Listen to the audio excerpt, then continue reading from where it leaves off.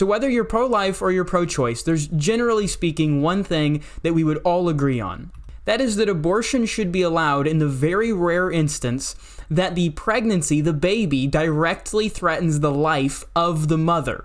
Notably, this would include situations like an ectopic pregnancy that is, in my opinion, most synonymous with a miscarriage. In an ectopic pregnancy, the embryo actually attaches to the uterine wall and will never, ever, ever be viable. It will never be a viable human being. It can only serve to put the life of the mother at risk. So in that rare instance, in an instance like an ectopic pregnancy, the mother would obviously be allowed to have an abortion because that child will never, ever, ever reach viability. There is no way to remove that embryo from the mother's body and allow it to grow and develop somewhere else.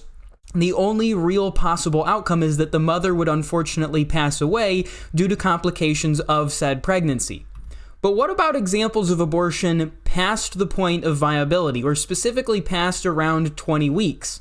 Is there ever a circumstance where an abortion would be medically necessary after the moment of fetal viability? Well, according to these 30,000 US doctors, the answer is no. Killing an unborn baby in an abortion is never medically necessary to save the mother's life after around 20 weeks gestation.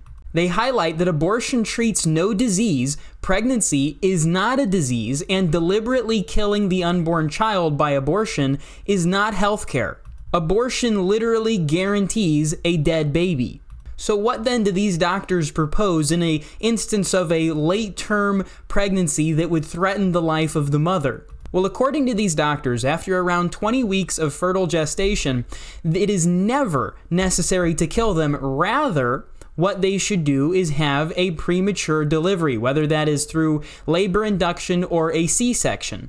That way, the goal of the doctors, the goal of the physicians, is to save both the life of the mother and the child. Now, it's true that at, say, 20 weeks gestation, that fetus, that unborn child, is not quite viable. Traditionally speaking, viability happens around 22 to 24 weeks, depending on the baby and the location of the mother. But even if that 20-week-old child does not survive, unfortunately, if it's a medical travesty and that child does not survive, at least the objective, the actual goal of the doctors was not to proactively end the life of another human being. Rather, their objective was always to preserve as many lives as humanly possible.